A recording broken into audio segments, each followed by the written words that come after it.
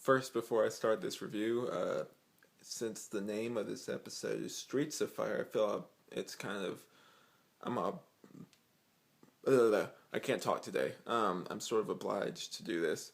Dun, dun, dun, dun, dun, dun, dun, dun, dun, dun, dun, dun, dun, dun, dun, dun, dun, dun. It's a lame Chariots of Fire reference. I'll say it. I said it last week, and I'll say it again. Wow, just wow! This episode is great. Streets of Fire. Not many Streets on Fire. It was still a great episode though. Wow, it's last episode we got most of the action, not most of the action, most of the dramatic parts, like the setup for the next episode out of the way, like most of just the story parts. And this one seems like all action. I can't wait to see what they do with the next one. Um, I'm not gonna bother with the whole summary. I'm just gonna sort of dive in. Well, it's kind of warranted in this one. I actually am gonna do the summary. So this episode opens up where the other one left off. Ollie is trapped.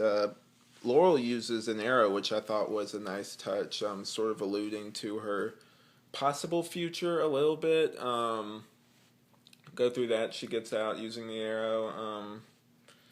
They have the whole thing with Diggle and I guess her name is Ravager now. Isabel in that kind of goofy looking mask, but I kind of dig it a little bit too. She's in her new mask thing, and she's fighting, and then all of a sudden, like, she's talking about how she wants to kill Felicity for some reason. Felicity's the most nice person I think I ever have known. I'm not sure. I know what you're doing. You're checking out that right there. That symbol. That's pretty awesome. One of my friends did that. I'll talk to you about that later in one of my Batman videos. Anyway, back to this. So, Felicity hits Isabel with the car and kind of bails Diggle out. We get more with Arrow fighting some people, and they finally get a call from the guy. It's about time, about the cure. That cure that took a bunch of episodes to finally produce. I was kind of thinking in the back of my head, it's like, I'm calling this now. They're probably going to take forever to manufacture this cure, and that's exactly what they did. So I was right. So they try and go get it. Then one of Slade's men gets it. Blood's not happy because of big thing. Malcolm Merlin is back and he's trying to get Thea to join him. I'm not sure if he's like trying to help save her or if he's on the good side or what, if he's trying to turn her to the dark side. They kind of have like a fun little moment where he takes down one of the guys like, "Who are you?" And he's like, "I'm her father." So that was pretty cool. A lot of cool little moments like this. This is turning into less, I guess, glum and more of like an action-y sort of thing again. Like it's more, feels more like episode 1 of season 2 in a way, and that's sort of like, it's not light in any stretch of the imagination, but it's definitely has a little bit more levity in it than the previous episode. So we get the whole thing. Quinn gets his detective job back. He's the only one that seems equipped to handle the job of dealing with all of the basically Slade's army. We get the indication that this is the first time that Slade's ever mentioned to Isabel about Shadow. She's like, "Who's Shadow? Who's he keep talking about?" So we get a little bit of that. And yeah, they finally get a hold of the cure through Blood. Blood's not happy because Slade's not holding up his end of the deal, and so he hands it over to Oliver. He tests it on Roy. We kind of leave off on that, and wow, this episode was really great. But before that, we cut right back to the whole thing with Thea and Malcolm. We think that he's just gonna talk to her. Eventually, she's gonna follow him. She just straight up shoots him at the end. I was shocked by that. That was a great ending. I was like, what? What? And so like, I had to check and make sure the episode was over. I was like, okay, it was crazy. So, yeah, one I'm gonna get into the review now. This is an amazing action-packed episode. It seems like we're dealing a lot in the action again.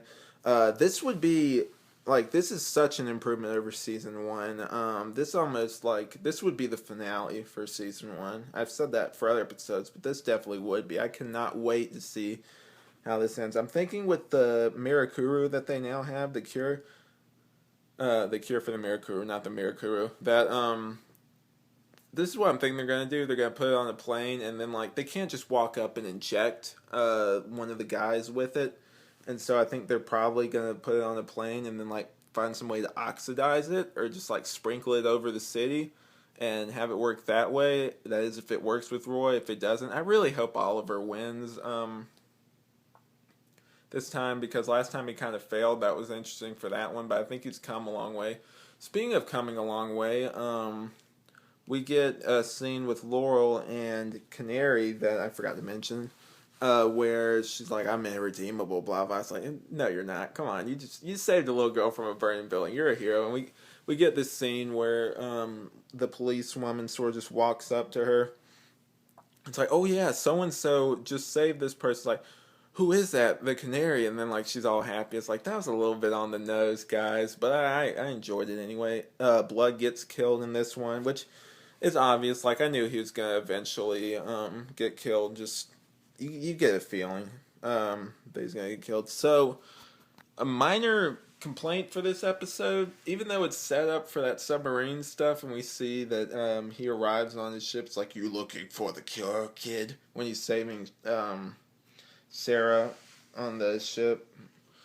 I really, really, really just wanted to see the current day stuff, even though that stuff was pretty good too. Like I really just wanted to skip over that and go straight back to the exciting stuff in the city. Like, wow, this episode was great. I cannot wait to see what they do next week. And I like that we're not taking another break, because I don't think I could take another break.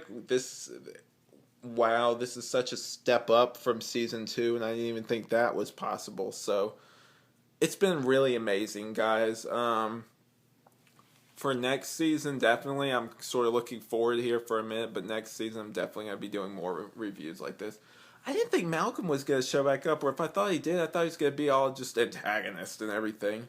We get another thing with Argo, too. I'm going to stop the summary sort of review-ish thing. That's part of Amanda Wallace. Like, I'll give you this amount of time. I wonder if he's gonna still use the plane to sprinkle it over the city. That's just my thing, though. Like, I realistically, unless he puts it in arrows, I don't see any other way for him to sort of get everybody cured. Another great thing that I really liked about this episode, Detective Lance is a detective again. I kind of gave it away when I just said that, but he's a detective.